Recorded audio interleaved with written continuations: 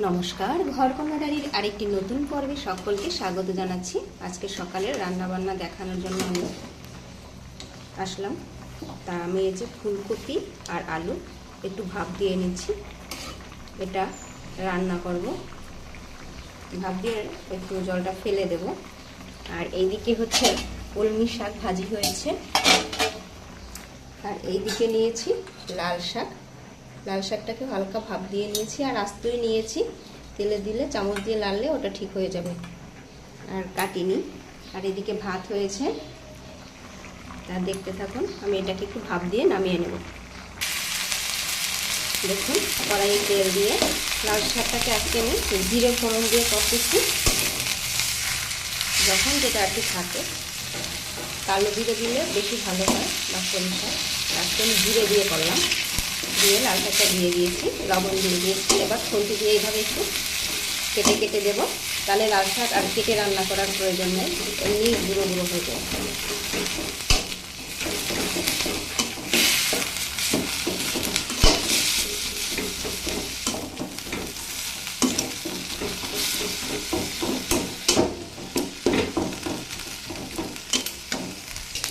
এবারে দেখুন, এদিকে লাল শাকটা হচ্ছে, আর এদিকে আমি দিয়েছি জিরে ফোড়ন তেলে, আর এদিকে তেজপাতা, দারচিনি, এলাচ দিয়ে দিয়েছি, আর ফুলকপি আলু ভাপিয়ে নিয়েছি। এবার এটাকে দিয়ে দেব।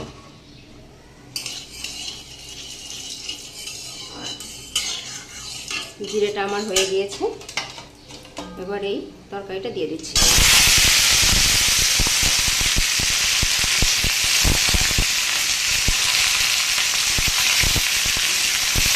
বাজারে ফুলকপি নতুন এসেছে, আজকেই প্রথম আমরা ফুলকপি আনলাম, এর আগে কখনো ফুলকপি আনা হয়নি।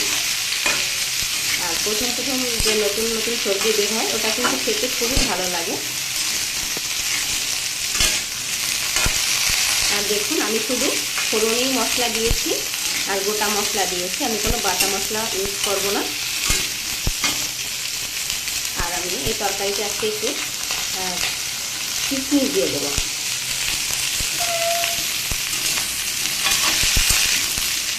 সবজিটাকে একটু আমি কিছু সময় ভেজে নেব। যে গোটা গরম মশলা, দারচিনি, তেজপাতা, এলাচ আর জিরে, এই দিয়েই রান্না হবে। অনেকেই আছেন যারা ঝাল বা মশলা দিয়ে রান্না করলে সেটা খেতে পারেন না, এইভাবে ফোড়ন দিয়ে করলে সেটা খেলে আর অসুবিধা হয় না। দেখুন, আমি একটু হলুদ গুঁড়ো দিয়েছি, সাথে আরেকটু জল দেবো, বেশি না, অল্প একটু দেবো। এটা দিয়ে আমি সবজিটা একটু কষিয়ে নেব, পরে ঝোলের জন্য জল দেবো। দেখুন, এটা দিয়ে একটু সময় ঢাকা দিয়ে রাখবো।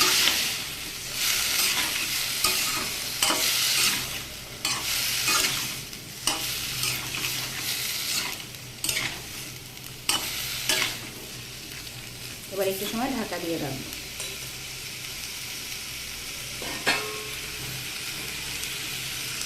আর এইদিকে দেখুন, লাল শাকটা, এবার লাল শাকটা চামচ দিয়ে কেটে কেটে দিচ্ছি। না কেটে রান্না করলেও শাক এইভাবে সিদ্ধ করলে পরে এরকম চামচ দিয়ে, এই দেখুন একদম গলে যাচ্ছে। লবণ দিয়ে ঢাকা দিয়ে রেখেছিলাম, একদম নরম হয়ে গিয়েছে। আলাদা করে কেটে আর সময় নষ্ট করার দরকার পড়লো না। দেখুন, একদম কাটার মতোই কিন্তু হয়ে গিয়েছে। এবার শাকটাকে একটু নেড়ে চেড়ে পরে নামিয়ে নেব।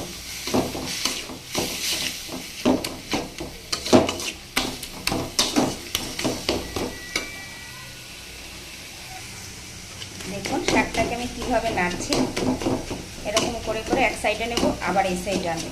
শাক যত নাড়া হয়, শাক খেতে কিন্তু তত ভালো লাগে। এইভাবে করে করে শাকটাকে নাড়ব, আবার ওই সাইডে নেব। দেখুন, কেউ কি বলতে পারবেন যে শাকটা কেটে রান্না করা হয়নি, আস্ত রান্না হয়েছে? দেখুন, একদম গলে গিয়েছে। আর এইভাবে নাড়ার কারণে শাকটা খেতেও কিন্তু বেশ সুস্বাদু হবে।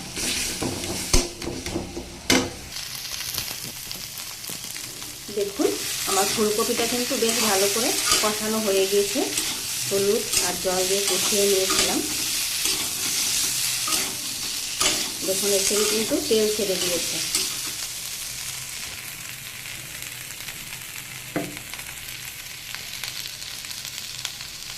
এবারে এটাতে আমি একটু লবণ দিয়ে দেবো। দেখুন পরিমাণ মতো লবণ দিয়ে দিচ্ছি। এবার এটাকে নেড়ে চেড়ে মিশিয়ে তারপরে ঝোলের জল দিয়ে দেবো। আর দুটো আস্ত লঙ্কা দিয়েছি আমি, কোনো বাটা লঙ্কা বা লঙ্কার গুঁড়ো ব্যবহার করিনি।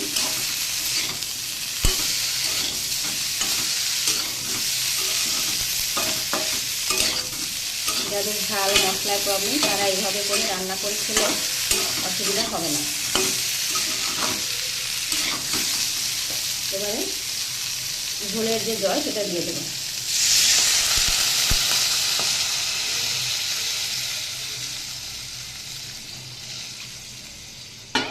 একটু পাতলা ঝোলই করবো, যেহেতু আজকে ডাল রান্না হয়নি। 2 আইটেমের শাক হয়েছে আর এই ফুলকপির তরকারি। আশা করছি খেতে ভালো লাগবে, যেহেতু নতুন তরকারি বাজারে।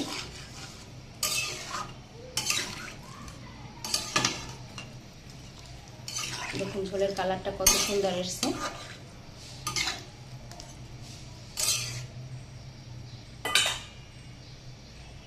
যারা ঝাল মশলা বাটা দিয়ে খেতে পারেন না তারা এরকম গোটা মশলায় আস্ত লঙ্কা দিয়েছি এই কারণে যার দরকার পড়বে সে গুলে নিয়ে খাবে।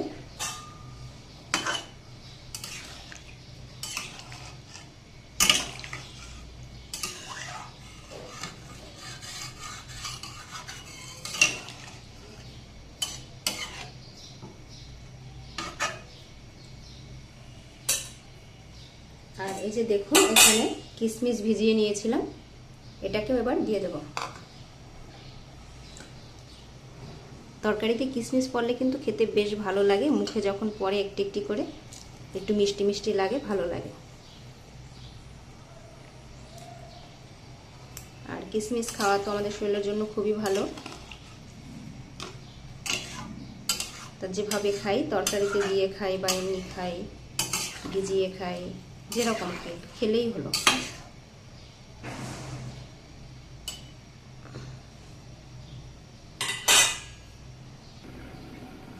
দেখুন এবার ঝোলটা তুলে দেখছি কিরকম।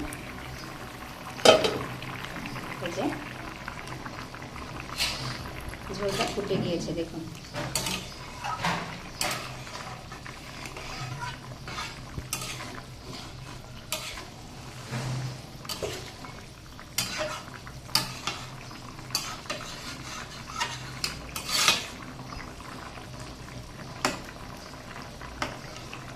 আর একটু সিদ্ধ হবে, তারপরে নামাবো। এটাতে আমি আর কোনো মশলা ব্যবহার করব না, শুধু ঝোলটা টেনে আর এই সবজিটা একটু সিদ্ধ হবে তখন নামিয়ে নেব।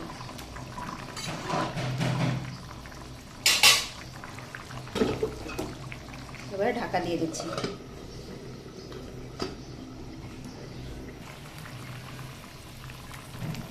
দেখুন আমি ঝোলটাতে একটু লবণ দিয়ে দিয়েছি, যেহেতু আমি শুধু সবজিটার ভাজির জন্য লবণ দিয়েছিলাম, পরে ঝোল দিয়েছি সেজন্য আলাদা লবণ দিইনি, পরে দিয়ে নিয়েছি, দেখানো হয়নি।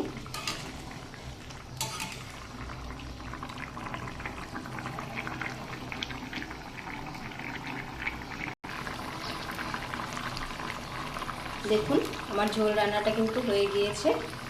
এবার আমি এটাকে নামিয়ে নেব। এরকম পাতলা ঝোলই খাওয়া হবে। তা ভিডিওটি ভালো লাগলে চ্যানেলটি লাইক সাবস্ক্রাইব শেয়ার করে দিবেন। আর যারা যারা এই রান্না দেখে কিছুমাত্র হলেও উপকৃত হন তাদের জন্য আমি এগুলো করি। কারণ অনেকেই আছেন ঝাল বা মশলা জাতীয় খাবার খেতে পারেন না, এইভাবে হালকা পাতলা করে খাবেন আর ভালোও লাগবে। এরকম গোটা মশলা দিলেও কিন্তু খুব সুন্দর সেন্ট আসে আর খেতেও ভালো লাগে। আর ফুলকপি থেকে কিন্তু খুব সুন্দর একটা সেন্ট বের হচ্ছে, নতুন তো তাই। আজকে এই পর্যন্তই, নমস্কার।